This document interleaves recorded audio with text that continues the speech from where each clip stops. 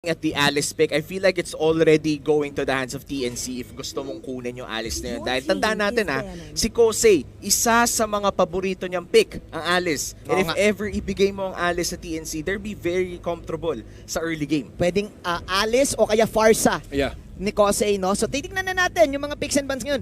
Look at this, Echo now banning the Paquito, also banning the Jawhead. Take note, isa yan sa mga favorite heroes ng TNC. This time, without Trimar TZ, we shall see what are the adjustments. Any possible heroes sa mga first few picks natin? Yan napapansin natin dito sa side, or rather sa bans ng dalawang teams natin is more of the side lanes yung pinapriority na ban dito sa side ng TNC, such as the Cho, dahil nga dun kay Rafflesia, sa comfort heroes siya, wala silang initiation.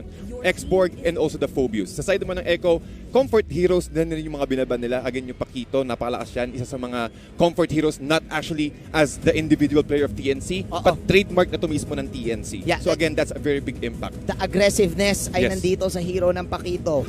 Napakagandang nakaw mula sa Echo. Matilda pick! Yeah. Na nag-shine last week lang. Yep, at bukod sa Matilda pick, nagsha-shine din ng Ling pick. Isa sa mga highest win rate so far. Isa sa mga core na nakikita natin talaga from weeks number 1 to 3. And ramdam na ramdam ang impact ng isang Ling the moment mid-game starts all the way to late game. Same may split may split option kayo with the Ling. Ang bilis ninyong lahat. Ang gandang knockout nito sa TNC. Pinili nila actually ng walang hesitation yung Ling, and there you go. Yung Alice pick na binabanggit natin kanina na pwedeng mapunta sa kamay ni Kosei. Yep, at isa pa to sa mga bukod kay Kosei, isa pa to sa mga heroes ni Benny Cutie na pinag-uusapan natin kanina na talagang sobrang impactful kapag nasa kamay ng Echo. And also, isa pa rin to sa mga comfort heroes ni Chu, yung kanyang Ling, na feeling ko sobrang confident siya kapag yun yung ginagamit niya. Wow. That might take advantage sa side ng TNC. Tingnan natin kung ano yung magiging counter dito. Maybe Akufra is better sa side ng Echo. Siyempre, isa pa rin yun sa mga comfort heroes ni Rafflesia. Nangyari na agad yung binanggit nyo, no? Yung late game na gusto na ngayon ng TNC, being patient with the Ling and being patient with the Alice pick nila. This time, aggressive naman ang pinili ng Echo. Nakita natin yung impact ng TAMS last week. Maging sa mga rank games, ay ito na rin ang pinipili. Sino this time ang gagamit sa side ng Echo? Nawala na si Nats. Na kay Kurt. Pwedeng na kay Kurt. Titingin ko parang kay Kurt to na naka-vengeance, no? Yun yung pinauso ng RSG last week eh. Oo, actually, kaya nag-bets ko rin, ba't mo sinabi si Nats? Kasi pinauso din ng RSG. Yes. At halos magkamukha din talaga. Oo nga, sorry, medyo nabulag ako doon. Kahit ako, nabubulag ako doon eh. Pero yeah, this is the TAMS side lane. Nakita rin natin to, pare ko, kay James.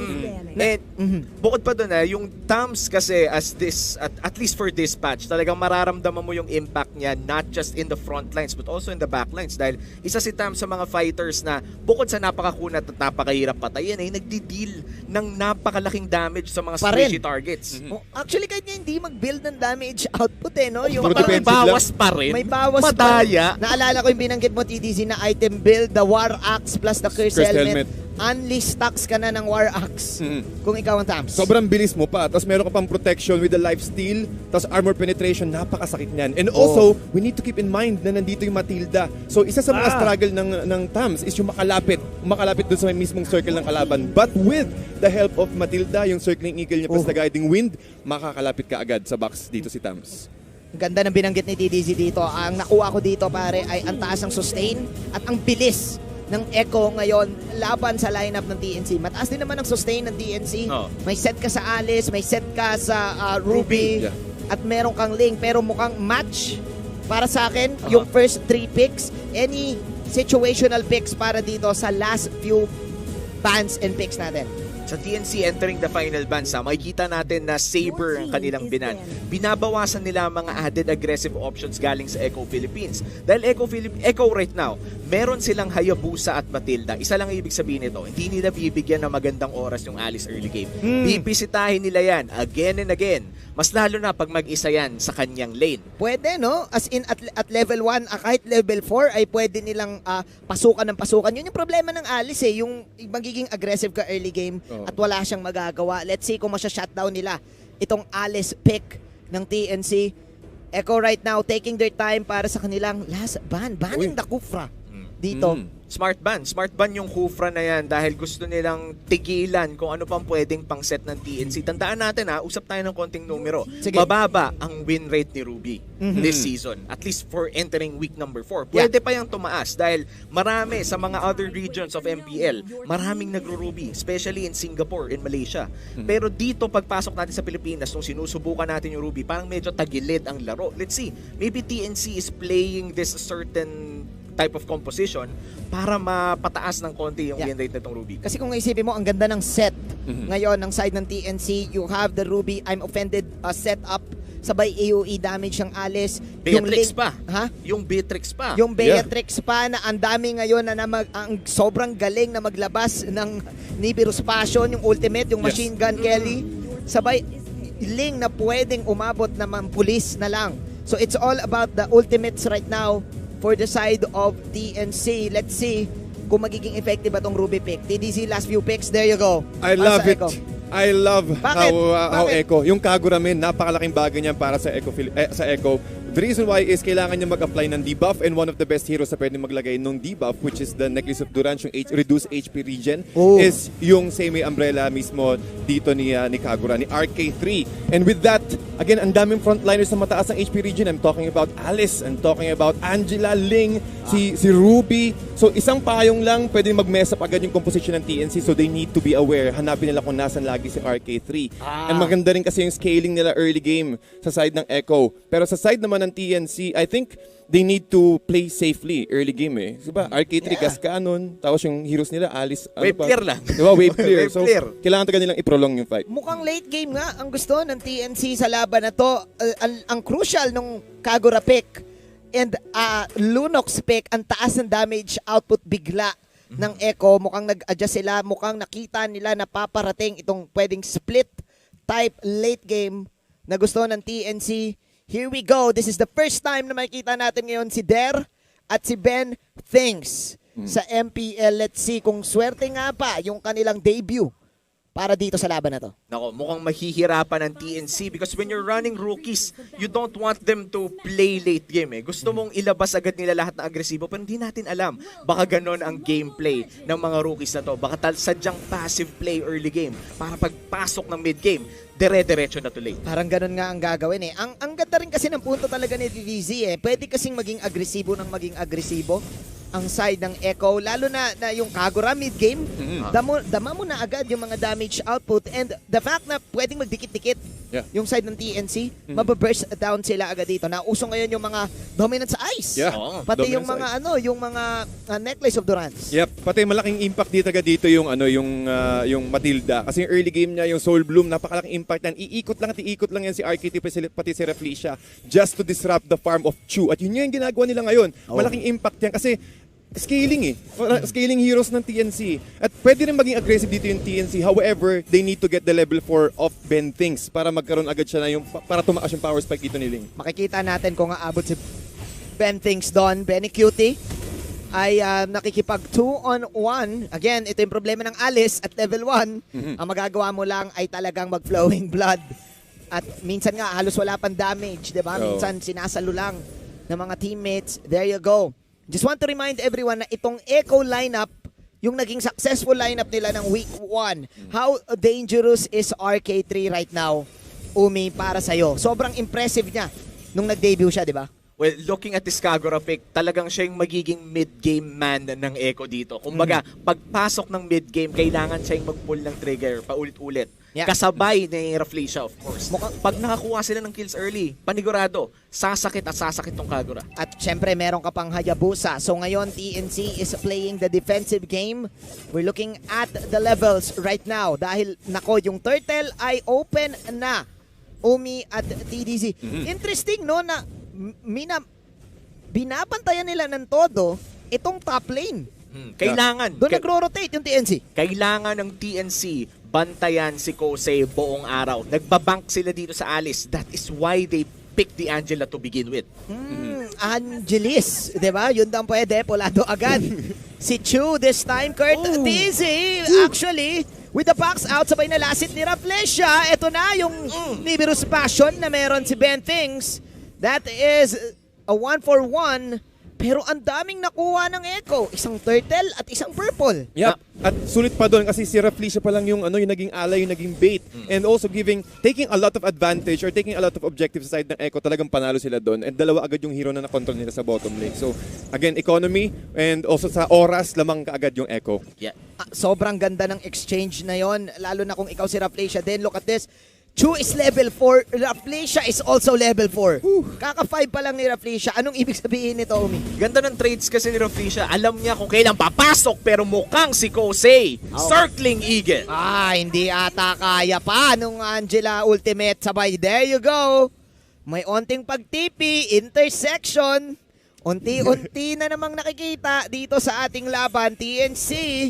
Depensa muna, pero nako, tuloy-tuloy ang aggression ng Echo. This time, pati si Pigad ay talagang sinusugod. Kailangan laruin ng TNC ang win condition nila. Hindi sila pwede magpadala sa mga sitwasyon na gano'n. Akala nila, makukuha nila yung kill na yun with the Angela and the Alice combo, pero wag niyong kakalimutan.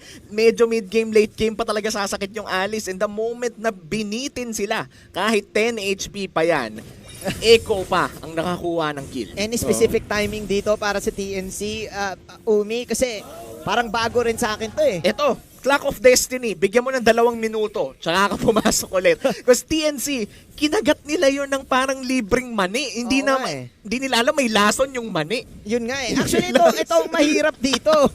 Ito mahirap dito, Umi eh. Naiintindihan ko, binabanggit mo na dapat wag ka magpakagat. Okay, speaking of kagat, gumawa ng play ang TNC, this time sa baba. Pero kasi kapag may papasok na Matilda sa harap mo, minsan kung ikaw yung player, parang, atakihin ko ba to o back tayo?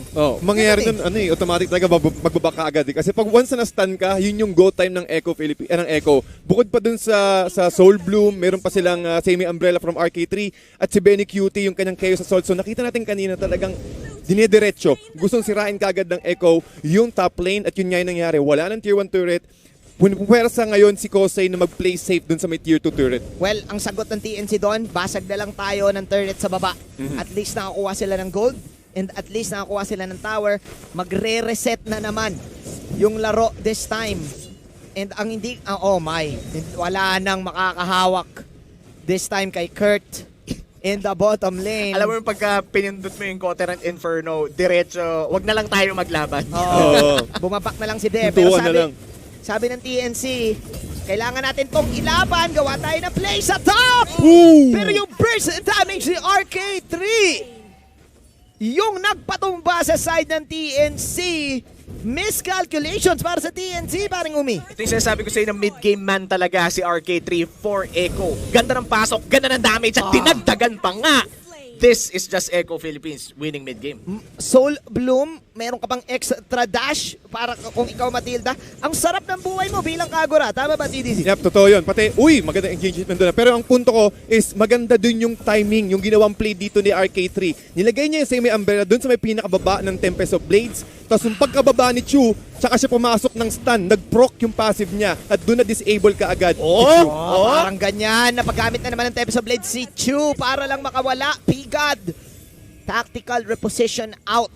Defensive mode ngayon ang TNC. Sumubok talaga sila sa top eh. Yun na sana yung oras nila. Mayroon talagang timing eh. Tama ka, Umi. But man, Echo, they were ready na pwedeng umabot sa ganun to the point na hindi man lang din sila nabasagan ng second tower hanggat sa sila na nagdidikta ng laban. Looking at the items right now. Ganda ng item dito Hayabusa. Tingnan natin yung Hayabusa at saka yung Lunox. The Lunox already going to her second item. Echo pagpasok nila ng mid-game. Ito si Benny Cutie. The Chaos Bolts could easily secure objectives like this one. If ever, tignan nyo, pag nag-spam biglang Lunox dyan, biglang babagsak yung turtle. Pati automatic, sabay silang nagkakaroon ng item eh. Ito ba, parehas sila may COD ni RK3, pati ni Benny Cutie, tapos parehas pa sila magkakaroon ng Lightning Truncheon. So kapag parehas yung, pag nakuha nila yung dalawang item na yun, dalawang core item na yun, napakasakit niya parang para buy sa one, mid take hero. one, no? Parang buy one, take one. Lalo si Hades, meron na siyang War Axe, tapos makakompleto niya yung Hunter Strike. So ang daming armor penetration niya, plus the magic penetration sa side ng Echo. Hindi pa online yung lineup ng TNC para makipagbakbakan sa ganitong power spike. Respetado. Di nila ko-contest on turtle na to. Pero ito mukhang papasok dito sa jungle. Men, pipilitin nila si There with the flicker. One hit na lang si Der. Ay, naku po. Nasunog pa nung proc ni Hades, ang batang Pasay, at mukhang susugod pa siya. Kosei, nahihirapan ngayon kumuha ng late game. This is Echo right now and it's clear na sila lamang para sa laban na to. Pero ito yung hirap ng late game composition. Kung hindi mo masa-silence ang early game rotations ng Echo, ganito talaga magiging itsura ng laro. They need to limit. Kailangan nilang laruin o pabagalin ang laro. Tiis pogi lang muna talaga kung ikaw ang TNC. Yeah, yung sa akin, tingin ko lang Oy! Okay. Nahuli! May ganong engagement. Ang gandang pitas na meron sina Kosei. Kosei right now with the Winter Truncheon. Ito na ba yung binabanggit mo, Umi? Nasaglit. Ito na yon. Patagalin mo, i-freeze mo yung laro. Ito na ang Alice time for TNC. Kasi Echo, meron silang burst damage para patayin agad dito si Kosei. But now na may Winter Truncheon na si Kosei, pwede na siya gumawa ng mga risky plays. Na paborito talaga ng mga Alice players dyan. At paborito mo rin yan eh. Mga risky plays, di ba? Nag-grow. Mag-Winter Truncheon ka for risky plays. Winter Truncheon. Well, Bili sa akin na. lang kanina napansin ko kanina, yung ito yung pwedeng panggawin ng TNC, pang counter dito sa Echo. Nakita natin kanina na si Hades pumasok with a quad shadow, pero isang Don't Run Wolf King lang, disabled ka agad siya. Pwede. So, Buong pangalan pa ng skill. Diba? Ang galing! Oo. Kasi Yun nga yun. makakancel yung invisible, yung ilang segundo na hindi ka makakatakas using quad shadow, enough na yun para si Kosei gamitin yung blood. Mastan ka na kaagad doon. So, tingin ko, patience is a virtue para sa TNC talaga. And mukhang aabot sila eh. Kasi again, you have the Alice and you have the Beatrix damage output. Hindi ganoon kataas yung kills kasi na nakukuha ng Echo. Hindi ganoon kapugo eh. Talagang na-delay lang na na-delay ang TNC. And I think, kung ikaw ang Echo, kailangan alert ka rin, ready ka rin na teka, darating yung late game sa atin. Taking time bomb ngayon yung lineup ng TNC. And now Echo again trying to make plays. Hindi kaibigan ng Echo ang oras dito. Kailangan nila makuha ang Lord. Dahil pag nakuha nila ang Lord, mapapabilis nila ang laro muli. Okay. In Echo Philippines, makukuha nila to. Uncontested. This is very good for them. And they need to end it within the 15-minute mark. Pag Eto lumagpas tayo ng 15 minutes, medyo TNC na ang lamang nun. Kailangan magamit nila. Iti-take note natin to, yung binanggit ni Umi, TDZ, Yeah. 15-minute mark. Yeah, pati ang ganda kasi ng pag-zone ni Rafflesia, no? Talagang walang Nang mamama. Yun yung Rafflesia style ng parang show niya yan eh. Ito yung championship style. Championship style talaga to, na babox out. Okay lang kahit malambot ako, kahit matilda ako, pero yung damage ko kailangan yung respetuhan. Isang Soul Bloom lang, almost kalahati. Lalo kay Der, kapag nabawasan ng matindi yung frontliner nila, buong team aatras ka agad. Yun yung nagiging key. Vision na pinoprovide ni Rafflesia. Nabigyan ang Echo ng 68% Wow. win percentage. And again, kung ako ang nasa sapatos ngayon ng TNC, mag-hope ako ng isang napakagandang set. Set mula sa Ruby, mai-set up nila ng ultimate ang Beatrix. Tama ba? Yes. Yun lang talaga ang liligtas ngayon sa TNC dahil the moment na mabutasan sila ng kahit isang lane, mapapabilis tong laro ng sobra-sobra. And TNC, they need to slow this down. Paabutin nila ng 15 minutes, paabutin ng 16 minutes. Level 1 Lord lang naman to at baka pwede pa silang mabuhay dito. Pero tignan natin si Der, mukhang hihila siya ng isa. Okay, patient ngayon ang dalawang koponan. Basag yung tower. Sa gitna, sabi ng Echo, objectives lang tayo. Flowing blood ay nilalabas. Ay, hila! Uy! May hila! Sinong tinamaan? It's Rafflesia! Oh my God! Wala na ngayong hila. Ang side ng TNC, depensa na lang muna sila there. Almost getting there. And now Echo will retreat. Napakagandang disiplina mula sa Echo. Gusto ko yung disiplina na pinakita ng Echo doon dahil alam nila na pag pinilit pa nila yon, wala na sila masyadong makukuha. Ang minion wave na nasa bottom lane ay mukhang hindi pa makakaabot dito Ang layo. within the next 2 minutes. So talagang bumak muna sila ng nakaw sila ng mga camps. In-objective gaming nila ang TNC. And Echo, napakatalino nila sa maneuver na yon. Parang nirespeto nila yung hila na meron si Dere. Parang after nung hila nag-disperse yung Echo. Alam nila na pag nagtabi-tabi sila, pwede sila ma-burst down. Maganda rin yung ginawa ni Chu kanina. Kinontrol niya yung bottom lane. Kaya, kaya bumili sila ng unting oras. May bottom lane kanina. Kaya napersa, medyo lamang angat sa TNC. Okay, pero Chu, gumamit ang kanyang ultimate. Wala pa namang explosive movement mula sa dalawang kupunan. Gamitan lang ng ultimates. Pokes after pokes. And wow, Echo. Libreng tore na naman. And mukhang aabot na tayo sa freezing of the lane. Sa laban na to, 12 minutes in, ang tinimer ni Umi, 15 onwards. 15 onwards para sa TNC, mainly dahil dapat may item na yung Alice doon. Pero kailangan nila i-contest tong Lord na to. Dahil this is a Luminous Lord already. Pag nakuha to ng Echo at na-manage nila yung flow ng waves nila, mahihirapan mag-defend ng TNC kahit bigyan mo pa ng link. And nakakalungkot mang sabihin, si Chu in this game, lahat ng mga Tempest of Blades niya, defensive. Yun Nakakalungkot makita, di ba? Pero mahirap kung ipinang-dodge mo yung Tempest of Blades imbes of being offensive. Pero again, it's a hard game for TNC. Yung Echo, hindi rin naman sila ganun agad makakalapit dahil sa mga setup. Pero again, ito yung mga type ng laban na pwede pang mabaliktad. Pero kung tama yung positioning ng Echo, pwede na rin nilang tapusin. Yeah, I completely agree. Talagang ano talaga yan, it's all about position sa side ng Echo and also sa side din ng TNC. Kung sino yung unang umpisa ng fight, makakapag-initiate, malaking bagay. And the reason why I'm saying this is kasi malakas yung AOE damage ng TNC. At I agree, Manji, tama yung sinabi mo kanina na kailangan lang taga nila makahanap ng tempo para to start things fight. Tingin ko, yung ultimate, yung I'm offended dito ni Der, plus Tempest of Blades. Yun talaga yun talaga ang proper setup Yung taga wombo-combo. Kaso ang ginagawa ng Echo dito, every objective, binabox out nila. Marami silang pang pace check. Again, the same way Umbrella Open, giving them enough time to react. Yun nga sa aggression ng TNC. Yung Umbrella Open, yung Soul Bloom, pwede pang react Tapos tandaan nyo, pag nag-guiding wind to si Rafflesia, galing Lord Pit, pwede magsiliparan. Mga kakampi niya, papunta, instant turn around ang isang Rafflesia dito, around this Lord. Alam nyo, marami ako nakikitang mga games na meron tayong mga biglaang I'm offended. Tignan natin kung papasok pa si Der. Pulado kagad si Der dito. Flicker out para kay Der. Yung Lord ay wala na sa Echo. Ito na yung hila! Bennett's Rage! Sumang pa na Nimbus Passion pero nandun sa likod si Kurt. Ngumungert-ngert si Kurt. Tempest of Blades na naman. Habang si... Kosei! Napapalipad na lang ang TNC palayo. Dalawa sa TNC ang mawawala. Buhay na buhay pa rin si Kurt. Buhay na buhay pa rin si Rafflesia. At mukhang eto na nga. Echo loud, Echo proud. Eto na yung kanilang push para sa game na ito. 3 ang natitira this time sa TNC. Der, let's see where is the damage output. Nandun pa si Chu. Napagamit na ng Brilliance dito. Pero mukhang tapos na. Echo Philippines will take game number 1. Grabe. Sa nakikita natin sa performance from Echo, alam nila kung paano mag-set ng tempo. At napaka-importante nun. The tempo game ay talagang pumabor sa kanila at hindi man lang umabot sa point na nakapag-control ang TNC. Nawala. Sumubok yung TNC doon sa bandang top lane.